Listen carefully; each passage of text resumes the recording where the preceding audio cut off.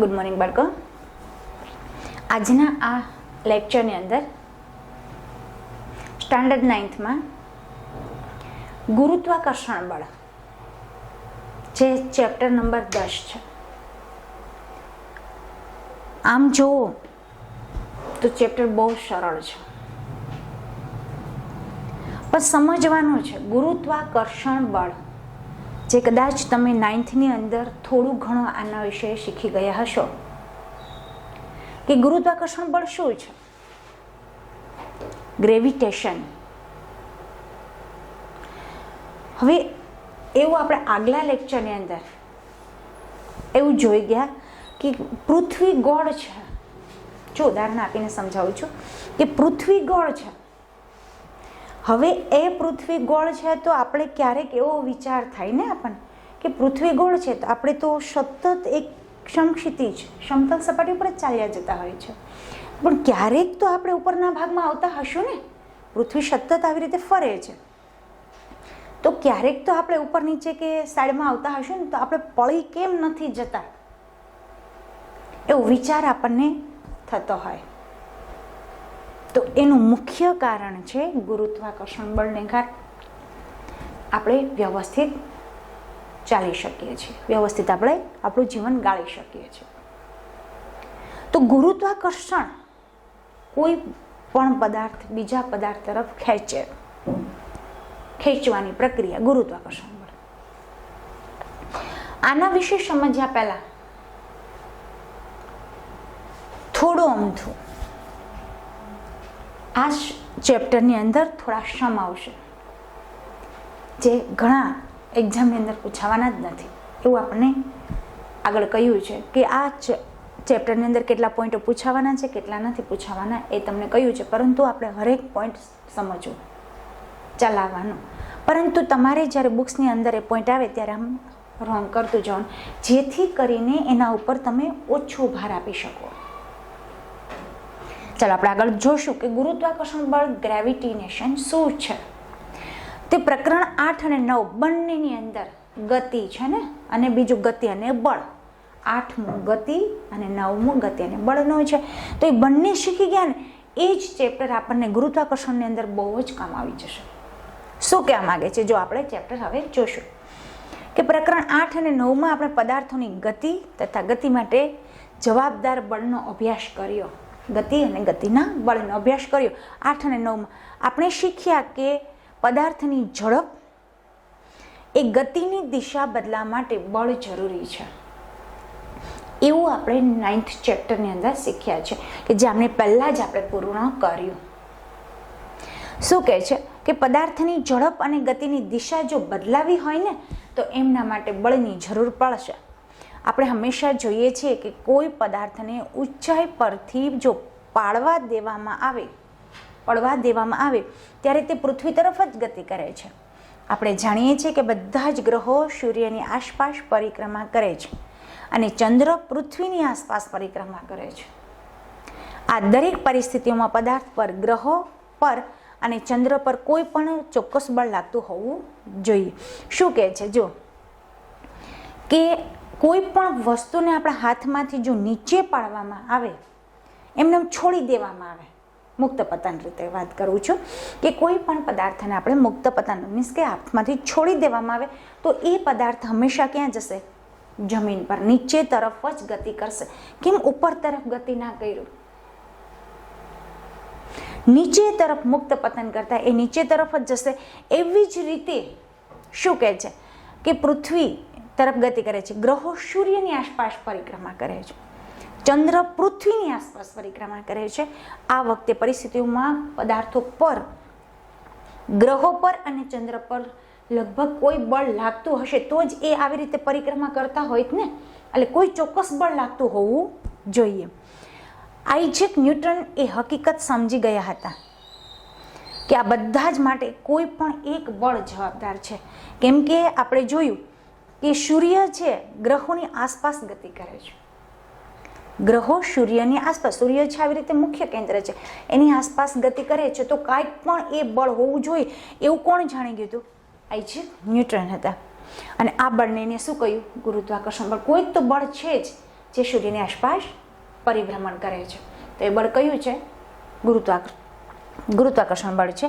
આ પ્રકરણમાં આપણે ગુરુત્વાકર્ષણ બળ શું શીખવાના છીએ, ખાલી પ્રસ્તાવના બોલું છું કે આ પ્રકરણની અંદર આપણે શું શીખવાના છીએ.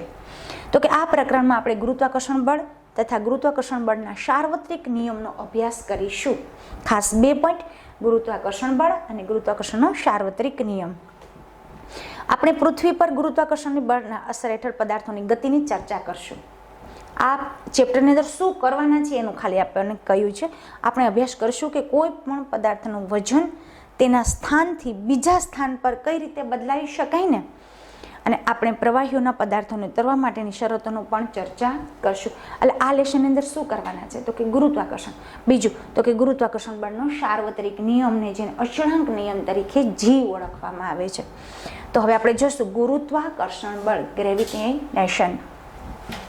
ગ્રેવિટેશન જોવામાં આવશે તો ગુરુત્વાકર્ષણ બળ કોને કહેવામાં આવે છે? આપણે જાણીએ છીએ કે ચંદ્ર છે એ પૃથ્વીની આસપાસ પરિક્રમા કરે છે. જ્યારે કોઈ પણ પદાર્થને ઉધર્વી દિશામાં ફેંકવામાં આવે છે, જો શું બહુ મસ્ત કીધું છે, હા, જો કોઈ પદાર્થને જો ઉપર ફેંકવામાં આવે તો એ પદાર્થ ઉપર ને ઉપર જતો નથી, એ પાછો ક્યાં આવી જાય છે? નીચે આવી જશે. તો ફેંકવામાં આવે ત્યારે તે અમુક ઊંચાઈ સુધી પહોંચ્યા પછી શું આવે છે? સીધો નીચે તરફ ગતિ કરવા માંડે છે.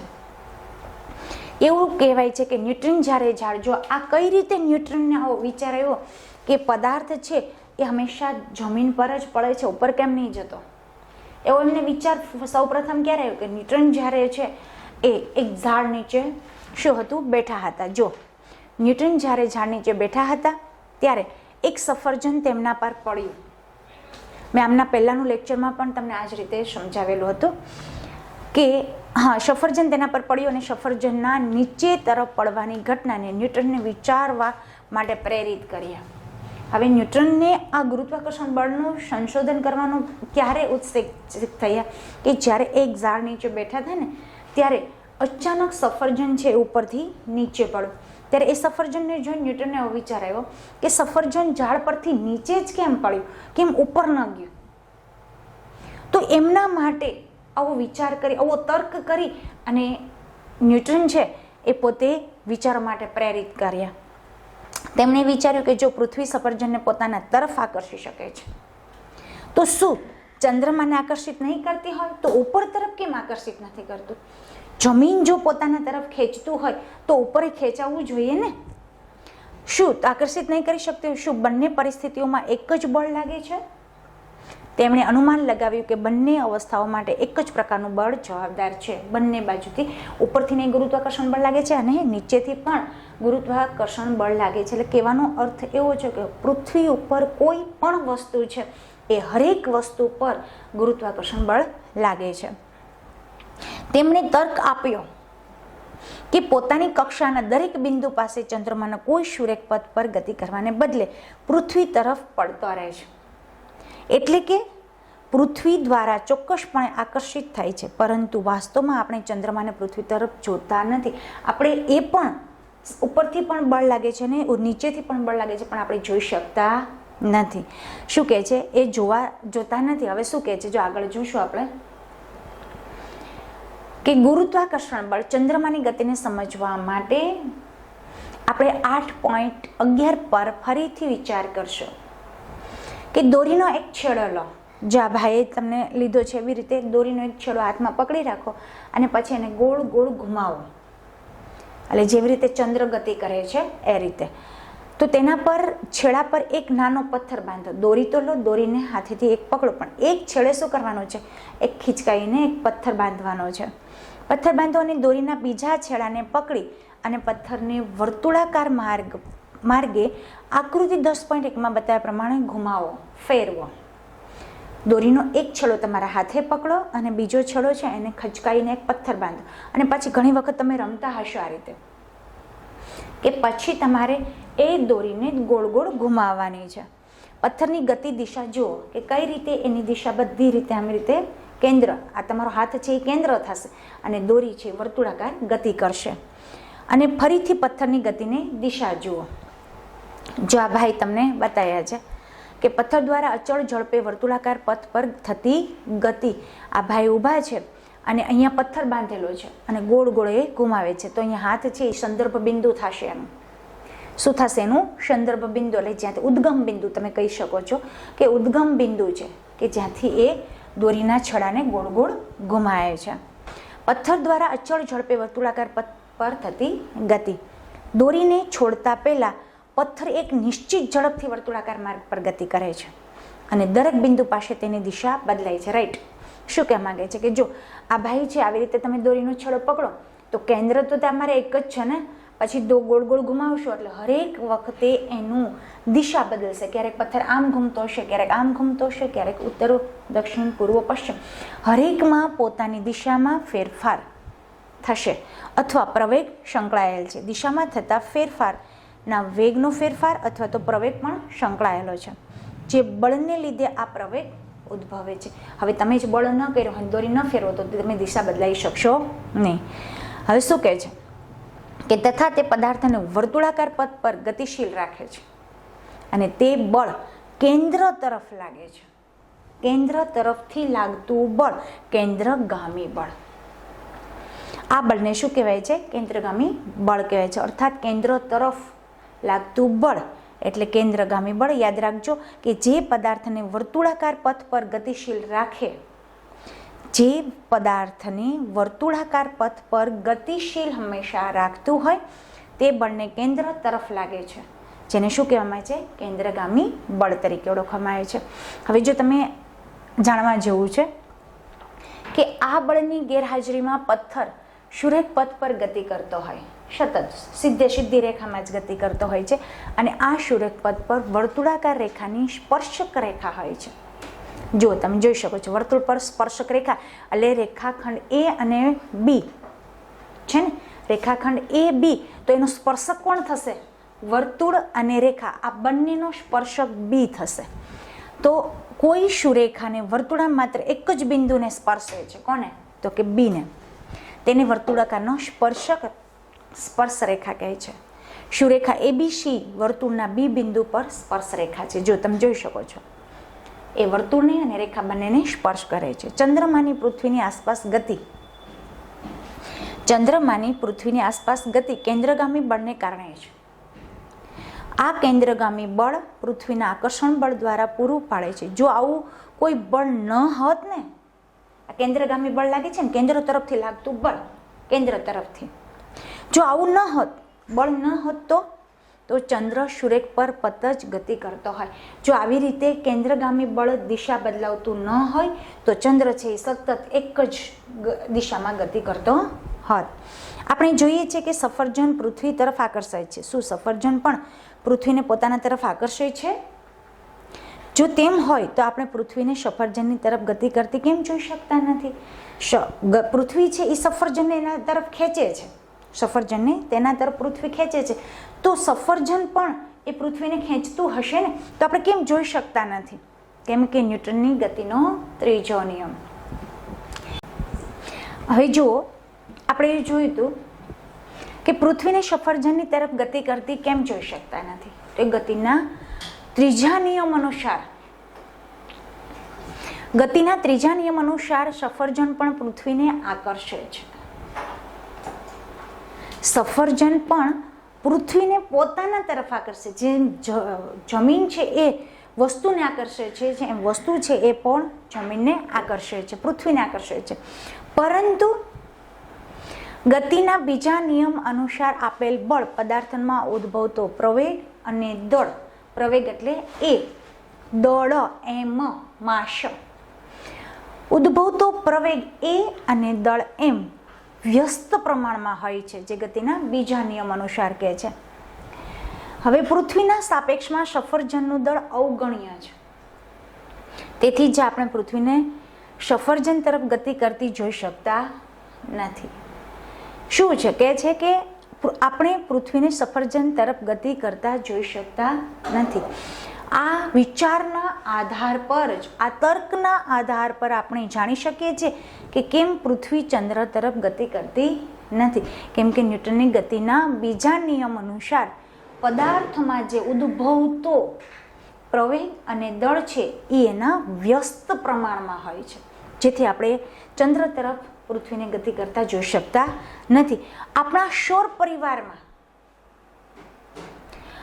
સૌર પરિવારમાં બધા જ ગ્રહો સૂર્યની આસપાસ પરિભ્રમણ કરે છે. સૂર્ય કેન્દ્ર છે, એની આસપાસ બધા ગ્રહો ગતિ કરે છે. આગળ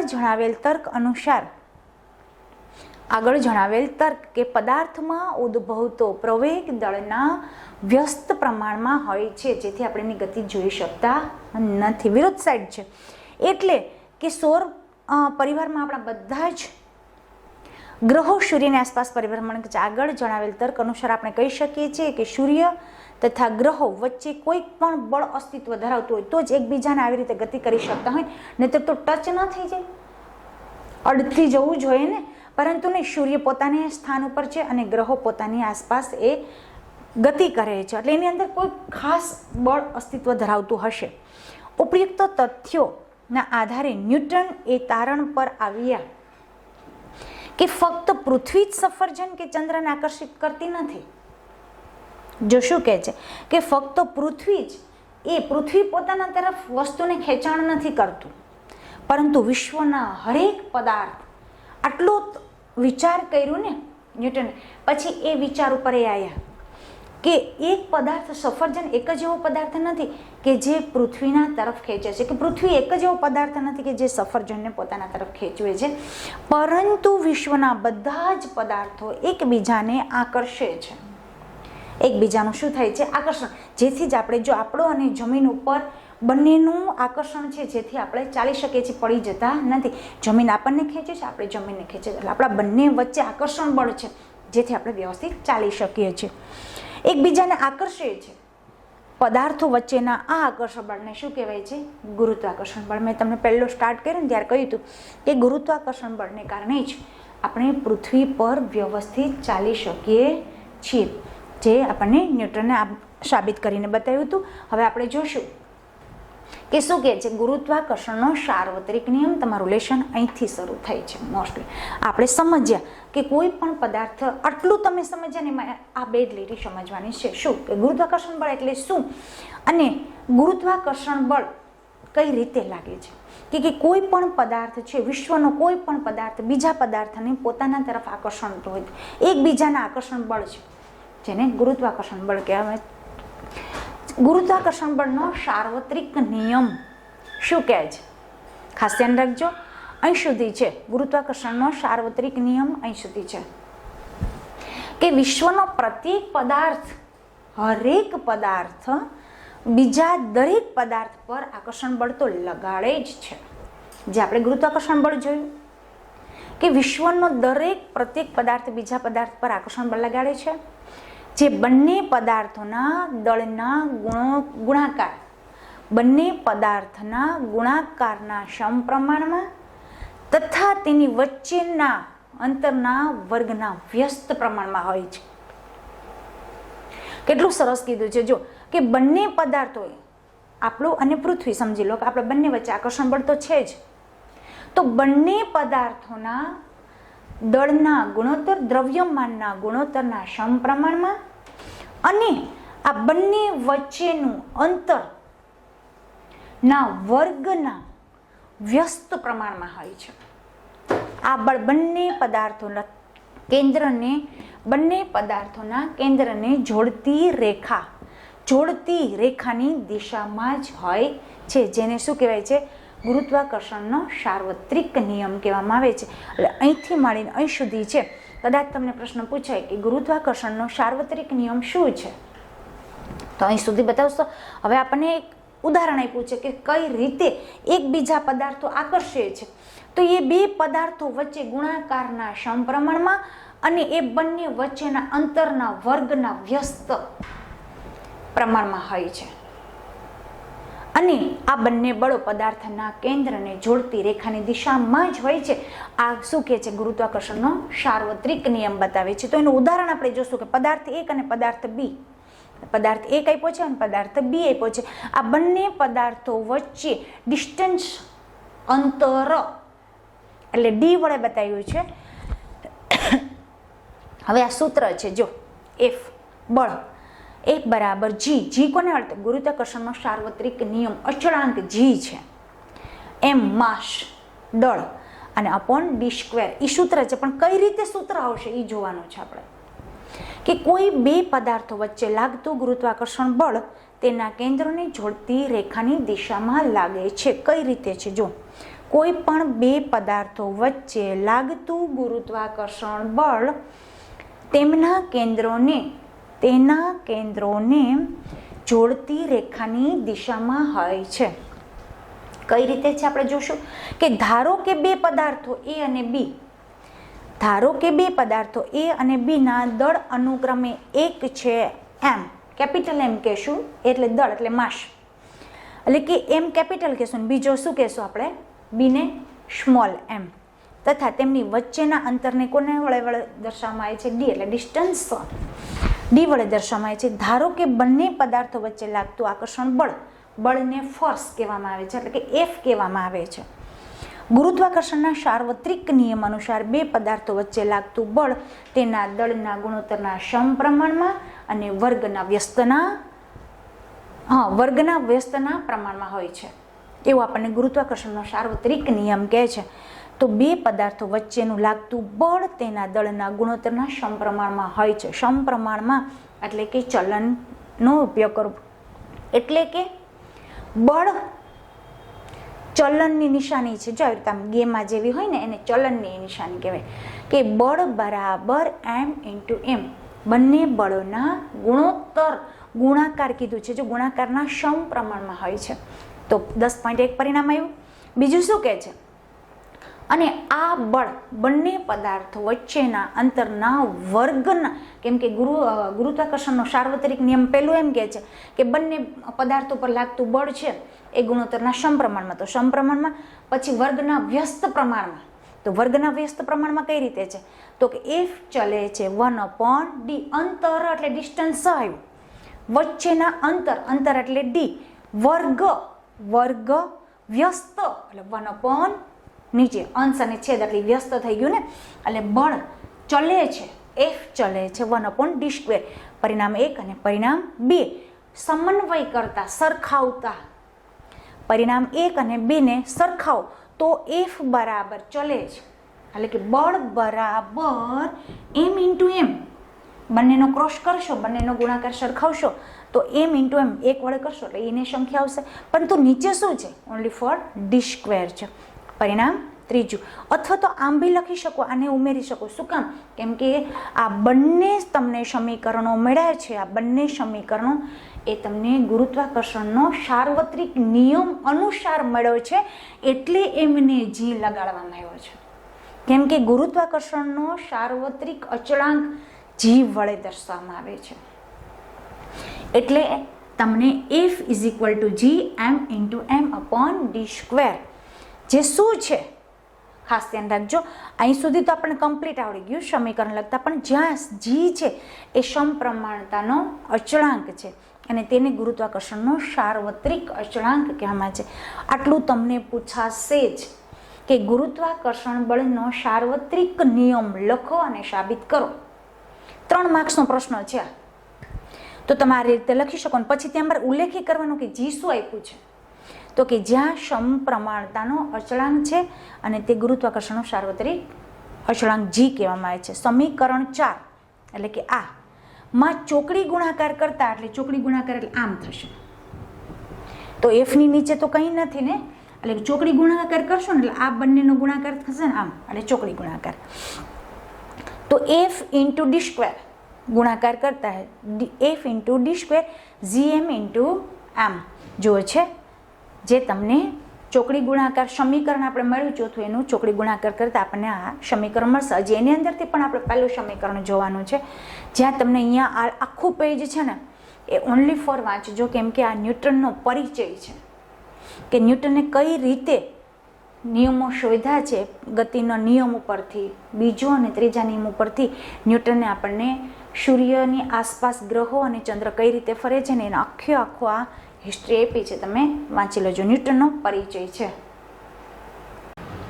હવે આપણે જોયું હતું ને કે જી છે એ અચળાંક છે, તો G is equal to F D square upon M into એમ.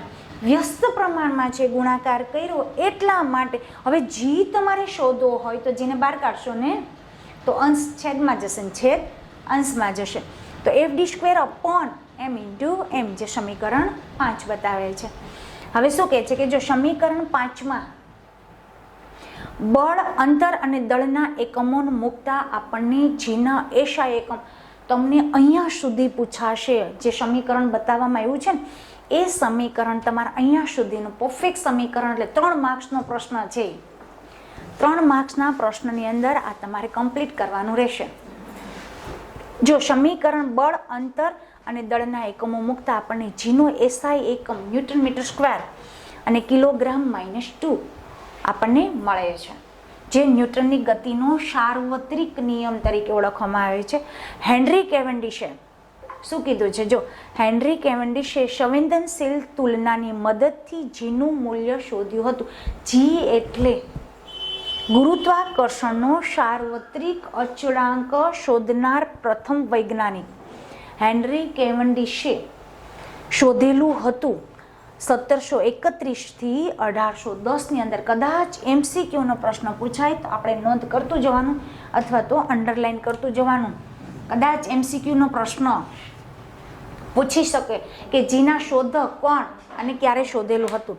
હવે જીનું હાલનું સર્વસ્વીકૃત મૂલ્ય એમ પણ પૂછે કે સાર્વત્રિક અચળાંક જીનું મૂલ્ય શું છે, એમ પણ પ્રશ્ન પૂછી શકે કે જીનું હાલનું મૂલ્ય શું છે. તો 6.673 × 10⁻⁻11 ન્યૂટન મીટર સ્ક્વેર કિલોગ્રામ -2 છે. એટલે આ એનો શું થાય, એનો એકમ છે કે newton metre square into kilogram -2 છે. એટલે આ ખાસ પ્રશ્ન IMP છે, તમારે ખાસ નોંધ લેવાની છે. હવે આપણે જાણીએ છીએ કે કોઈ પણ બે પદાર્થો વચ્ચે આકર્ષણ બળ અસ્તિત્વ ધરાવે છે. આપણે પહેલું જ જોયું કે ન્યૂટને આપણને ત્યાંથી સમજાવ્યું ને કે ગુરુત્વાકર્ષણનો બળનો નિયમ શું છે. તો કોઈ પણ બે પદાર્થો વચ્ચે આકર્ષણ બળ અસ્તિત્વ ધરાવે છે અને તમે તમારી અથવા તમારી નજીક બેઠેલા તમારા મિત્ર વચ્ચે લાગતા બળની ગણતરી કરો. આ પરથી નિષ્કર્ષણ તારવો છો કે બળનો અનુભવ કેમ કરતા નથી. તમે એકબીજા બેઠા છો તમારા મિત્રને તમે એકબીજા વચ્ચે તમારું આકર્ષણ બળ તો છે જ, પરંતુ એકબીજા ખેંચાતા કેમ નથી. હવે એ આપણે જોવાનું છે કે આપણે બંને બાજુ બેઠા, કેમ કે આપણે ન્યૂટને એવું શીખવાડેલું છે કે કોઈ પણ વિશ્વમાં કોઈ પણ બે પદાર્થો વચ્ચે આકર્ષણ બળ તો લાગે જ છે. તો આપણે અને આપણા મિત્ર બેઠા છીએ તો આપણે બંને વચ્ચે આકર્ષણ બળ કેમ લાગતું નથી, તો એ જોવા માટે ખાસ આપણે સમ ગણવો પડશે કે જે સમ નથી પૂછવાનું, પણ આપણે થોડુંક આપણે જોશું કે કઈ રીતે છે કે બંને મિત્રો છે એકબીજાની વચ્ચે આકર્ષણ બળ કેમ લાગતું નથી.